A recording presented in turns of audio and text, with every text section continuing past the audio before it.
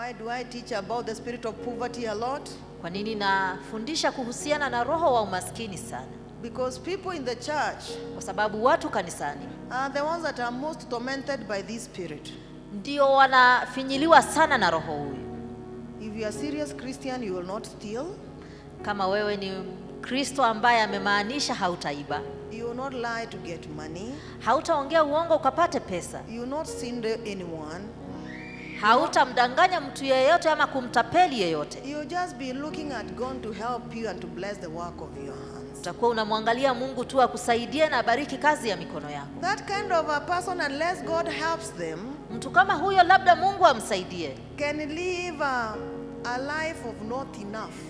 anaweza ishi maisha ambayo hayana utoshelezo. And therefore I really do endeavor so much to know the secret Na kwa hivyo natamani sana kujua siri of making it while kufaulu. holding on God's statutes. ya kufaulu wakati nimeshikilia maagizo ya Mungu. Anyone can find themselves in a bad place. Mtu yeyote anaweza jipata mahali pabaya. They are very wise people, Kuna watu wapevu, but because of the way they dress, nobody listens to them. lakini kwa sababu ya vile wanavyovalia hakuna mtu wasikiza. They are very good people, Kuna watu wazuri, but because of the way they look due to poverty, lakini kwa jinsi wanavyokaa kwa sababu ya umaskini, nobody recognizes their goodness. hakuna anayetambua uzuri. But then I've sat down to look at the lives of people that stay needy for long. Lakini nimeketi chini na kutazama maisha ya watu ambao wanakaa katika umaskini kwa muda mrefu. And I've seen so many characteristics that cause people to stay in one level. Na nimeona tabia zingine ambazo zinafanya watu kukaa kwa mahali pamoja. As much as we are also dealing with the spiritual realm, also our physical attributes and behaviors that cause us to stay in one level. Hata kama kuna mambo ya kiroho, pia kuna mambo yetu ambayo yanatufanya tukae mahali pamoja. Before I go there, let me talk about the main characteristics that cause someone to stay in the same level without moving forward. Nataka ninene kuhusu tabia ambazo zinamfanya mtu akae mahali pamoja bila kuenenda mbele. There is number one spirit, that spirit that causes any good thing that comes your way to fly away. Kuna hiyo roho ambayo inafanya kitu chema chochote kikujacho kwacho kinapepea kikienda. You organize your things when they are just about to bear fruits, you see them go. Unapanga mambo yako, lakini wakati yako karibu kuzalisha unaona zikienda.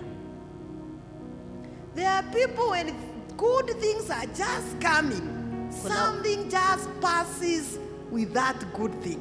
Kuna watu ambapo kitu chema kinataka kukuja, kuna kitu tu kinakuja kinaenda na hizo vitu zako.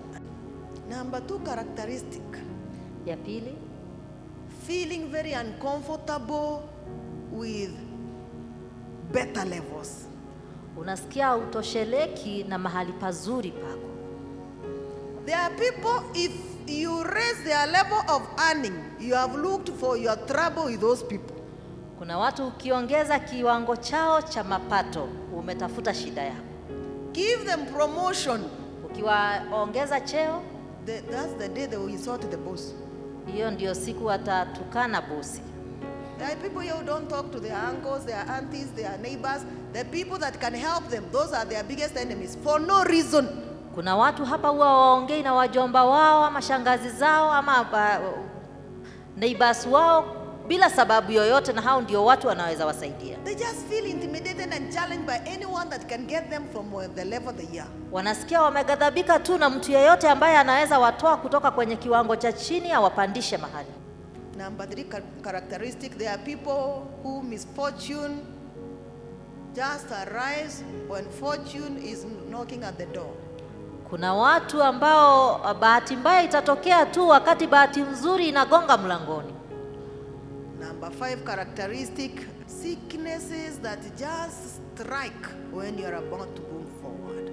Magonjwa tu ambayo yanakuja wakati uko tayari kwenda mbele. And you find that your life has slowed down, not because you cannot make it, not because you cannot make good plans, but your body is practically and basically refusing to move. Unaona kwamba maisha yako yamerudishwa chini, si kwa sababu hauwezi ukafanya kazi, lakini mwili wako umewekwa mahali ambapo hauwezi ukafanya kazi. When you see such a thing, know that the spirit of poverty is looking for you. Ukiona mambo kama hayo, jua ya kwamba roho wa umaskini anakutafuta. Number next is receiving discouragements.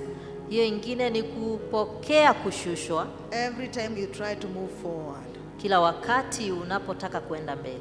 And you might find the time that you want to do something is when someone will just come and say, if you do this, you'll fail. You try another thing, they come and say, if you do this, you'll fail. Now you find yourself, you are always trying to think what to do. Labda wakati unapoanza kufanya kitu, mtu anakuja anakuambia hii itaanguka, ukijaribu kingine anakuambia itaanguka, na kila wakati unajipata unatafuta ni nini utakachofanya. Then there's another characteristic, non-productivity. Kutozalisha. How do you explain? You plant in the same land with someone else, they harvest, you don't harvest, and you have done the same thing. Utaweza elezaje wakati mnalima shamba moja na mtu fulani, yeye amevuna na wewe haujavuna? Others, you have animals that don't produce. Wengine uko na wanyama ambao hawazalishi chochote. Yet there are people who have animals that produce even 3 or 4. It is up to you to pray until you break through that ceiling. Ni juu yako uombe mpaka uvunje hiyo ceiling. The devil will always look for a place where you'll be putting a limit on you. Adui kila wakati atakuwa anatafuta mahali pa kukuwekelea vikwazo. And never give up. When you see that place, fight back until you win. Lakini usiachilie, ukifika mahali pale, pigana mpaka ushinde.